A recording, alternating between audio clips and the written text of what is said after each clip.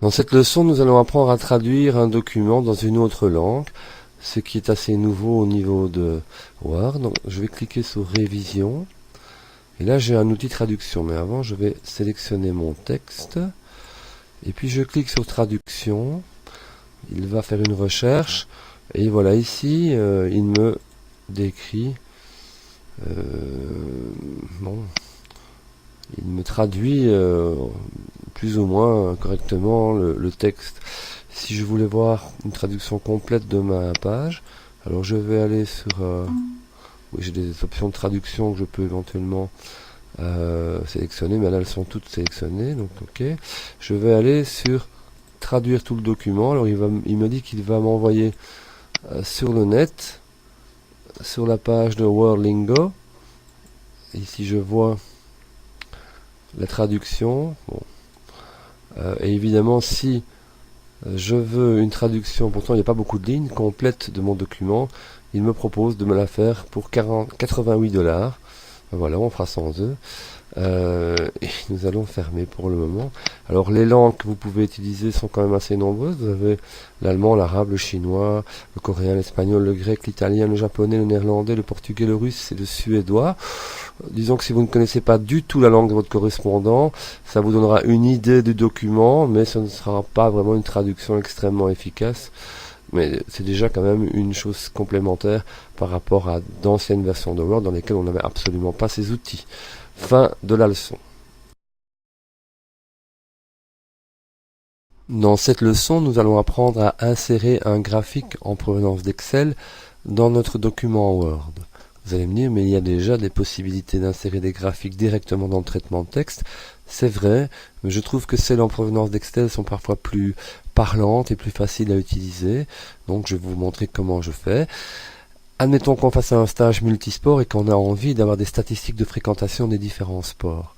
Je me rends dans Excel, j'y tape ici des noms de sports avec des nombres de participants. Je sélectionne le tout.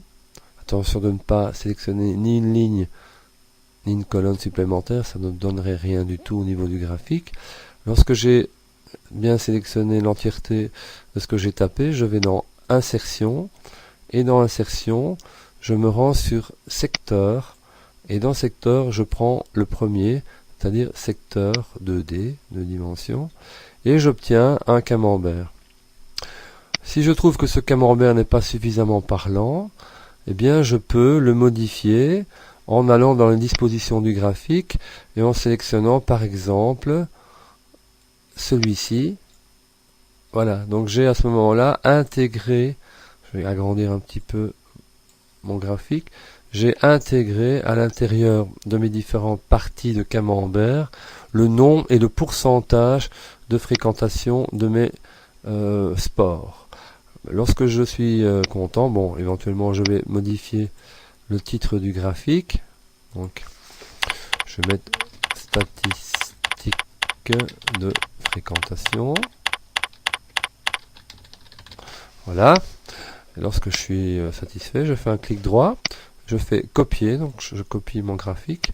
Je retourne dans Word. Et là, je fais clic droit, coller. Une fois que mon graphique est collé, je peux voir le résultat. En 1 minute, j'ai pu faire un camembert qui sera beaucoup plus parlant que des statistiques ou des nombres comme ça alignés dans le traitement de texte. Fin de cette leçon sur l'insertion d'un graphique Excel. Dans cette leçon, nous allons apprendre à créer un modèle de document personnalisé. Alors, pour créer un modèle, allons d'abord sur l'onglet, le bouton Office, pardon, et je vais faire Nouveau. Alors, dans Nouveau, bon, la proposition par défaut est de créer un nouveau document vierge, mais ce n'est pas ça qui m'intéresse. Je vais aller sur Mes modèles, je vais choisir le document vide, et je clique Créer un nouveau modèle. OK. Une page blanche apparaît, la seule différence c'est qu'il met modèle au-dessus. Et donc dans ce modèle, j'aimerais bien par exemple mettre le logo de mon école et ainsi qu'un certain nombre de renseignements qui reviennent systématiquement dans mes lettres des relations internationales par exemple. Donc je vais aller dans Insertion et je vais dans l'entête. Voilà. Donc ici, donc ça s'affiche. Bon, je peux prendre en tête vide. Voilà. Donc là, il n'y a rien.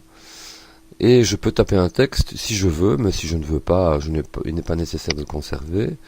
Donc ici, je vais aller plutôt chercher une image. Et je vais insérer une image qui sera le logo de l'école. Voilà. Je l'insère. Bon, vous voyez qu'on perd un petit peu de l'espace là en haut, donc pour ce faire, pour changer, on va l'habiller. Donc on va aller dans clic droit, habillage du texte, on va le mettre rapproché. Ici, je vais pouvoir le faire monter et le placer un peu là où je veux. Voilà. Je peux, tant que j'y suis, basculer dans le pied de page. Donc je retourne dans les outils et je vais atteindre le pied de page, et dans le pied de page je peux par exemple indiquer le code Erasmus,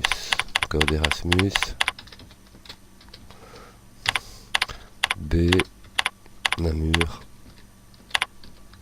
10. Bon, si je veux centrer, je sélectionne le texte, je retourne dans accueil et je centre. Voilà.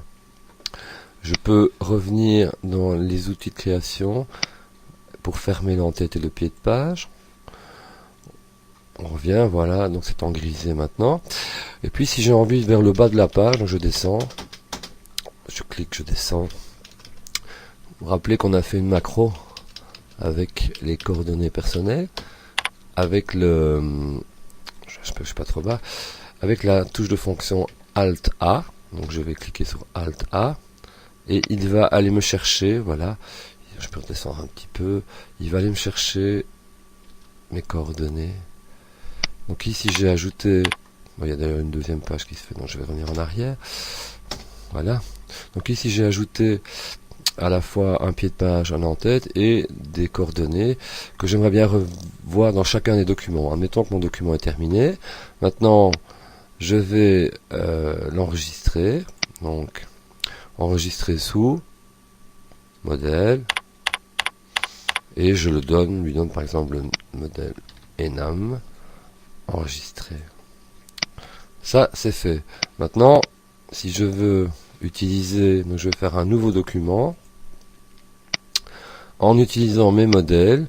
Vous voyez que j'ai bien un modèle enam qui apparaît et là je peux maintenant taper avec directement le modèle qui est apparu avec tout ce que je ne devrais pas remettre à chacun des documents. Fin de cette leçon sur